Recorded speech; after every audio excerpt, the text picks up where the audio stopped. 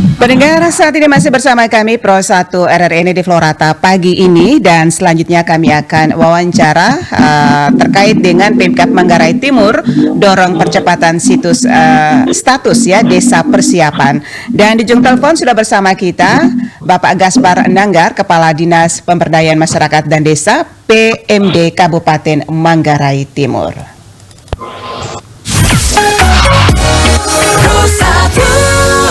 Selamat pagi Pak Gaspar. Selamat pagi Bu. Apa kabar Manggarai Timur pagi hari ini Pak Gaspar? Baik-baik, sehat, semoga semua teman-teman di studio juga baik-baik. Semua sehat walafiat, baik, cerah ceria pagi ini Pak Gaspar. Oke.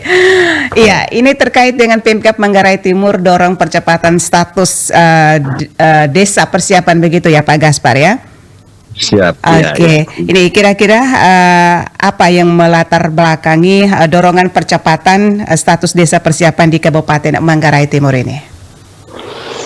Baik, terima kasih Ibu. Selamat pagi untuk seluruh pendengar RRI ND di mana saja berada.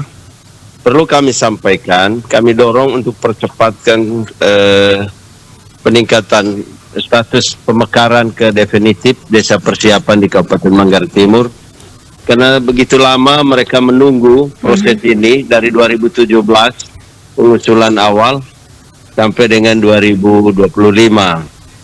Lalu di 2024 itu terjadi ada pembatasan dari pusat untuk tidak ada pemekaran, itu jadi moratorium.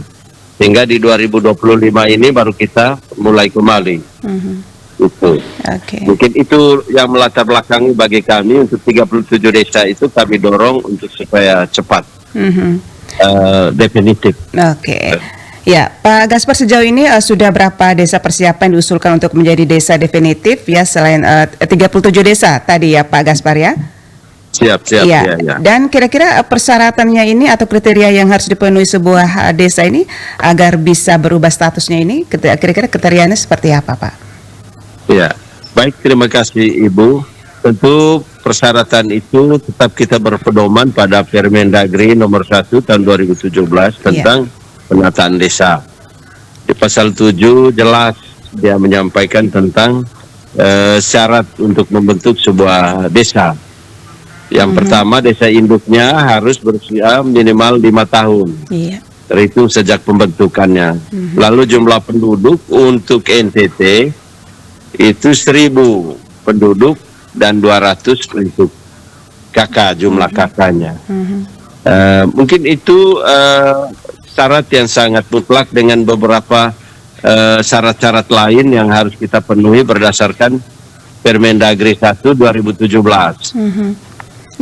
Lalu batas wilayah harus digitalisasi. Itu berpedoman pada Permendagri 45 2016. Jadi wilayah desa pemekaran itu dan desa induk harus wajib digitalisasi batas desanya. Lalu di kerjasama dengan BIG, karena mereka yang dapat memverifikasi dan dapat menyetujui peta desa yang ada di seluruh Indonesia. Itu mungkin syarat-syarat umum yang harus kita penuhi. Iya. Dan Pak Gaspar, selama proses ini ya menetapkan desa definitif ini, apakah ada tantangan atau hambatan yang paling sering ditemui Pak? Baik sisi administrasinya ataupun teknis ya ataupun sosial di masyarakat? Baik, yang pertama terkait dengan penyelenggaraan administrasi. Administrasi ini dengan perubahan regulasi dari Undang-Undang Nomor 6 ke Undang-Undang Nomor 3 kemarin, itu banyak hal ada perbaikan-perbaikan dengan kita menunggu lama dia punya proses ini, setiap tahun ada perubahan-perubahan. Maka dari Kemendagri melalui Dinas PMD Provinsi menyampaikan syarat-syarat baru, selalu ada perubahan. Ini yang menjadi kesulitan buat kita. Contoh Manggarai Timur 2023 semua kita sudah bawa ke provinsi, lalu ada perbaikan lagi, baik data penduduk, lahan kantor, kondisi kantor, penyelenggaraan pemerintahan. Lalu yang terakhir ini dengan memberi sejarah nama desa, lalu apa artinya, itu dibuatkan dalam bentuk narasi. Dan sekarang teman-teman itu lagi penuhi. Lalu tantangan di lapangan, tantangan yang paling besar itu adalah di persehatian desa. Ini yang sulit. Jadi masyarakat menganggap bahwa batas desa itu sama dengan batas ulayat, tanah ulayat, wilayah-wilayat mereka. Padahal sesungguhnya batas desa ini adalah untuk batas pemerintahan, wilayah pemerintahan, sehingga tidak ada kaitan dengan ulayat. Ini yang selalu ada gejolak, ada pertentangan. Contoh di Manggarai Timur kita ada 38 awalnya, 38 desa. Lalu ada satu desa itu tidak ada kata sepakat batas wilayah desa, ya kita tangguhkan sampai nanti mereka bersepakat. Itu ada satu desa, sehingga tinggal 37. Itu tantangan yang paling sulit buat kita, adalah tantangan kesepakatan wilayah batas wilayah desa ya. Oke. Baik Pak Gaspar, kira-kira langkah konkret apa saja yang telah atau dan akan dilakukan oleh Dinas PMD sendiri untuk mempercepat proses ini, dan juga apakah ada pendampingan atau pelatihan bagi perangkat desa persiapan, Pak? Yang pertama, kami bangun komunikasi dengan PMD Provinsi untuk selalu update perubahan-perubahan terbaru yang untuk kita penuhi. Yang kedua, pendampingan untuk teman-teman desa, baik desa persiapan maupun desa induk. Kami ada 34 desa induk dan 37 desa persiapan. Itu sering kita dampingi mereka. Teristimewa dalam penyelenggaraan pemerintahan desa. Contoh, 30% dari dana desa induk harus dikucurkan untuk desa persiapan. Lalu dari kucur dana 30% juga harus ada pelaporan. Pelaporan keuangan. Ini perlu ada pendampingan, ada keikutsertaan baik dari pemerintah desa induk maupun dari Dinas PMD sendiri. Mungkin itu gambarannya. Oke. Dan ini kira-kira Pak Gaspar, bagaimana dukungan dari pemerintah provinsi sendiri juga pusat dalam mendukung percepatan desa definitif ini di Manggarai Timur yang sudah diajukan? Baik, terima kasih. Kalau dukungan dari pemerintah provinsi, dukungannya sangat besar, tergantung kecepatan Dinas PMD Kabupaten untuk cepat menghantar semua dokumen-dokumen yang ada. Lalu dari pusat juga sudah membuka pintu untuk kita, karena moratorium sudah dicabut.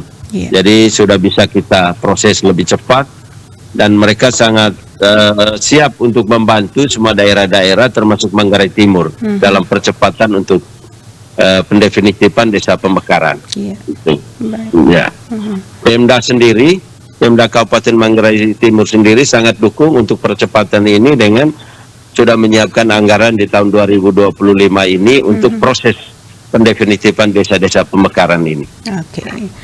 Ya, Pak Gaspar, kira-kira jika desa ini sudah ditetapkan atau berstatus definitif, apa dampak langsung dirasakan masyarakat, terutama dalam pelayanan dan pembangunan? Baik, teristimewa dalam pelayanan pasti sangat berdampak untuk masyarakat. Pertama, topografi Manggarai Timur cukup sulit, daerah bukit-bukit. Jelas dengan pemekaran ini pelayanan mereka lebih dekat, lebih cepat, itu pasti. Lalu yang berikut, pasti dalam proses mendapat kue dari pusat, teristimewa DD dan ADD, dana sharing daerah, pasti juga akan memberi warna atau perubahan pada desa-desa pemekaran. Dan ini yang menjadi kerinduan dari masyarakat-masyarakat yang ada di desa pemekaran. Ingin supaya cepat perubahan, baik infrastruktur maupun proses pemberdayaan atau peningkatan ekonomi yang ada di desa pemekaran. Mungkin itu gambaran. Iya, mudah-mudahan ya upaya percepatan ini berjalan lancar dan juga membawa manfaat bagi masyarakat desa ya, 37 desa begitu Pak Gaspar. Siap. Iya, dan ini terakhir Pak Gaspar, apa kira-kira harapan Bapak ya bagi pemerintah desa dan juga masyarakat agar proses ini bisa berjalan optimal?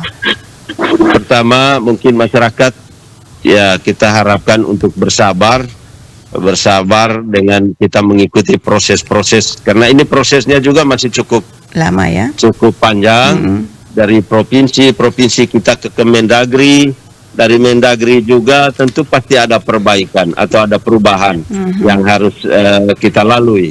Jadi itu pertama, masyarakat harus sabar. Yang kedua, dukungan dari masyarakat dan pemerintah desa, seluruh data yang dibutuhkan untuk cepat dihantar ke Dinas PMD Provinsi untuk kita proses lebih lanjut. Dukungan terkait dengan wilayah, terus stabilitas untuk tetap terjaga agar jangan sampai pemerintah pusat atau provinsi mengetahui masih ada gejolak-gejolak tentang batas wilayah desa. Mungkin ini harapan agar masyarakat semua tenang sampai dengan selesai proses. Mungkin itu harapan kita, Ibu. Baik, terima kasih Pak Gaspar atas waktunya pagi hari ini bersama Pro 1 RRI. Salam sukses. Baik, terima kasih. Salam sejahtera. Pendengar Pro 1 dimanapun Anda berada, demikian wawancara kami bersama Gaspar Nanggar, Kepala Dinas Pemberdayaan Masyarakat dan Desa PMD Kabupaten Manggarai Timur terkait dengan Pemkab Manggarai Timur dorong percepatan status desa persiapan. Tetap stay bersama kami di Florata pagi ini.